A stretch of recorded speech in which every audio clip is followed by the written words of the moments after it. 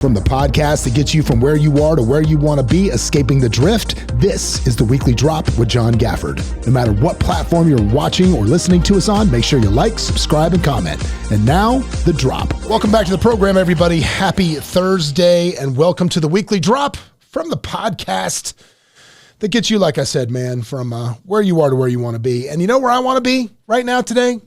Anywhere but here.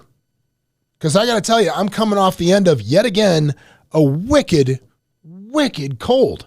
I'm just sick. It's crazy how ill I have been this entire winter. I'll get over one thing and then some other crud. And it's not even like I got like little kids anymore. Like when the kids were small, they would constantly bring stuff home from everywhere. And it's not like that anymore. It's just me literally being sick. And I thought to myself, if I'm going to go down there today and I'm going to do this podcast, and literally this is the only reason I came down here today was to do this podcast.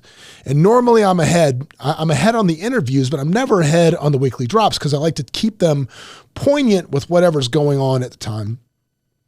And with this one today, I thought, what a better thing to talk about than the importance of your word being your bond. And the importance of how and why you should always honor your commitments to others, to yourself, and everybody else. Because today, literally, I am honoring my commitment, not just to me, but the commitment that I've made to all of you guys that choose to spend this 15 minutes with me every Thursday, that you expect these things to come out. And I want to make sure that I do them for you and they're here. So, you know, when I think about keeping my word, a couple of stories from my life come to mind and things that I've done to make it important. And the first one is going to be a story of when I owned my own insurance company with my sister in Florida. This was a business that we spun up in the year 2000. It was really successful. It did really well. We were selling Medicare supplements to old people in Florida, which, as you can imagine, is good business. And we had kind of come across this really good system for getting free medicine for old people. It was kind of a handshake agreement with the U.S. government, with these drug companies, that if they met certain income requirements, that they would give them their medicine for free. And we went out and essentially would say, okay, you're paying $175 for your Medicare supplement, but your drugs cost you $600. If you buy our Medicare supplement, which because you're a little older is going to be more expensive, now it's $200, we'll get all of your medicine for free. And that's what we did. And literally it was handing out free drugs is what we did. That was the whole business model, and it worked exceptionally well. Well, as we grew, we started scaling to other markets. You know, we added some people and started adding people to the company, and we grew into Tampa, Florida, from North Florida. And my salesman down there, now obviously to make this work, we've got to buy leads off of mailers and just all this stuff. And the leads come in, we go out to salespeople set the appointments, close the deals, and that's how it worked. Well, my number one guy, as far as sales goes, was in Tampa, and he was doing very, very well. And all of a sudden I noticed like he was blowing off leads and like going to play golf as soon as he started making good money, not giving the business the attention that it needed. And as the owner of the business, I didn't really have any choice, even though this guy was the best guy. I had to fire him. And the problem with that scenario is the guy was me, because I owned the company and I was the COO, the CMO, the head sales guy, and everybody else. So how do you fire yourself? You can't. So I decided at that moment, and this was a growth moment for me, was I had to get some middle management in my life. And how I achieved getting middle management was I just decided that my phone, which is every one of you has this tool in your pocket, my phone was going to become my middle management. And if it went into my phone, if it went into that device, it happened. It did not matter what it was. If I put that I had an appointment, nothing else mattered. It did not matter if, you know, I got free tickets to Super Bowl, I was going to that appointment.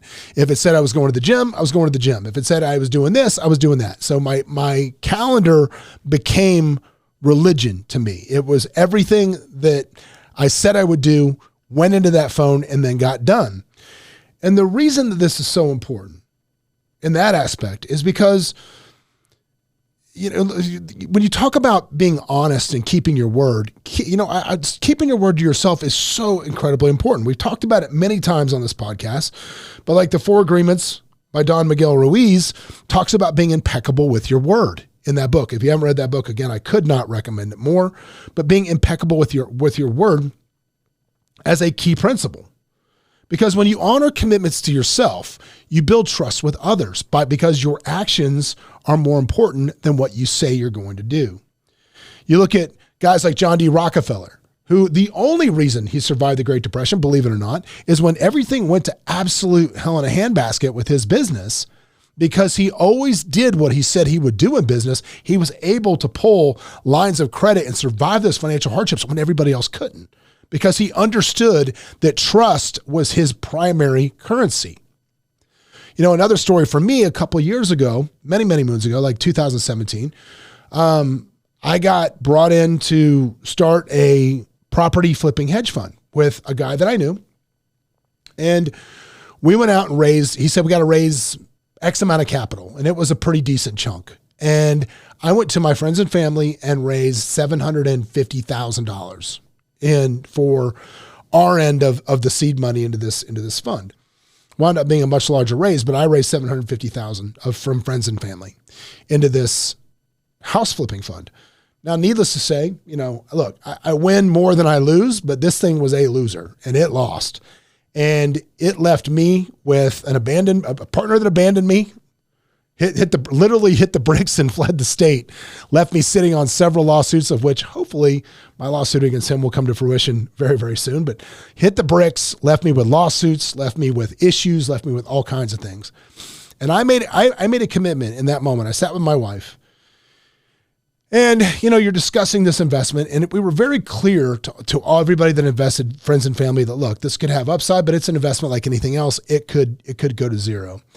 And we both agreed that it was incredibly important because I plan not to flee the state and go to Texas. I plan to stay right here and continue doing business, that it was very, very important that we make everybody whole. And over the course of the next, call it 7 months, some people got paid faster than others, but over the course of the next 7 months, I made every single one of those investors whole. And I say that as a matter of pride, and I say that as a business lesson, because nobody out there can ever say that they invested money with me that I guaranteed that I did not make right.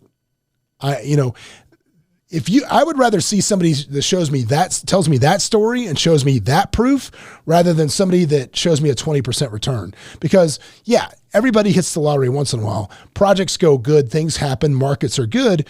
But what happens when the market's bad? What happens when things go to hell in a handbasket? What happens? That's what I want to know. And that is the currency that trust is built on. It's worth so much. And if that's not enough, you got to remember that your word defines your character. You know, reputation is what other people say about you when you're not in the room.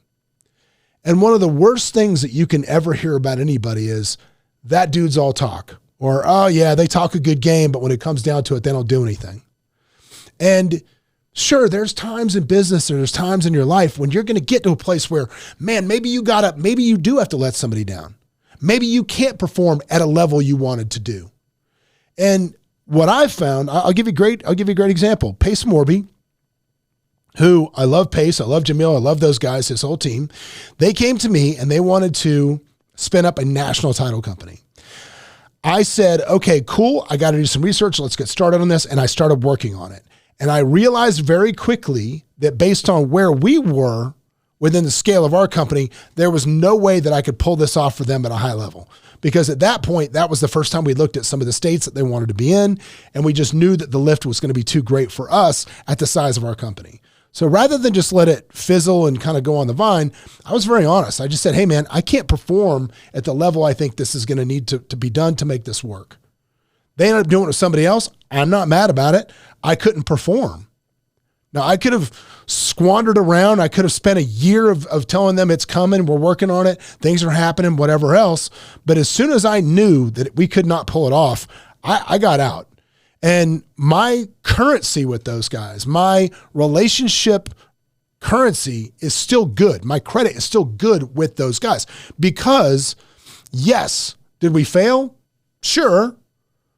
Did I not do what I thought we could? Yes, but I was honest about it. And I allowed them to pivot as soon as we could, which is what you have to do. So many people just let the situations draw out and just drag out, and that's what causes those problems. Now, that's a pretty big promise. right? Hey, let's start a national company together with some really heavy hitters. That's a pretty big promise, but even the small promises matter. The small things matter. And my kids, when they were little, I would always tell them this, even when they would tell these little white lies. And when I was a kid, dude, that was, I don't know if it was a defense mechanism or what it was for me as a kid, but I was a kid that, man, I told a lot of I was a liar as a kid. I told some just fabricated wild stories because I thought that was the way that I would keep up with the Joneses. That's how I would keep things going, was to be dishonest about stupid shit. I mean, things that were just silly that you would say.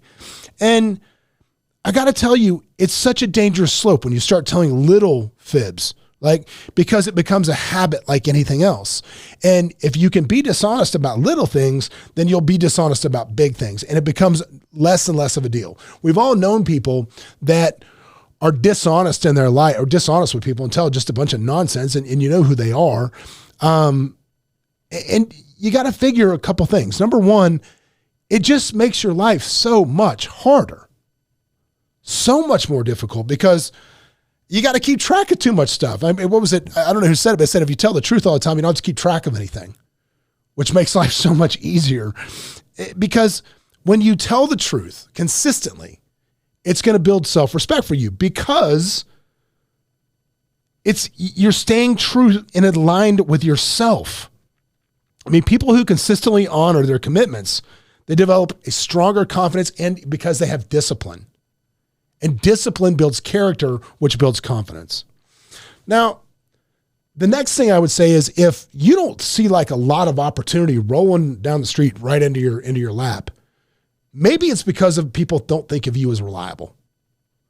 You know, when people think of me, I want them to think that, A, if you need something from me, if it's hell or high water, you see those quizzes all the time on Facebook, whatever. It's like, if you had to call somebody at 3:00 in the morning to do whatever, who would you call? I love the thought of being that person for somebody. I love that I'm so reliable that they just know I would show up. And if I said I would do something, I would absolutely do that. That is one of the keys, again, how to win friends and influence people. Talks about consistency and trustworthiness are fundamentals to influence and leadership, which they are. If you think people are ever going to follow you and they can't count on you, you're nuts. If you have any aspiration to build a team, a business, a company, you've got to be somebody that does what they say they're going to do. So as we wrap up today, this Thursday, so I can get back to bed, just remember, I'm here right now because I made a commitment to myself every Thursday to be here with you guys. Now, hopefully you guys will take a little bit of motivation from the rough shape that I'm in today and start keeping some promises to yourself. We'll see you next week. What's up, everybody? Thanks for joining us for another episode of Escaping the Drift. Hope you got a bunch out of it, or at least as much as I did out of it. Anyway, if you want to learn more about the show, you can always go over to escapingthedrift.com.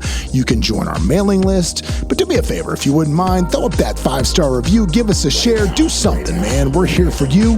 Hopefully you'll be here for us. But anyway, in the meantime, we will see you at the next episode.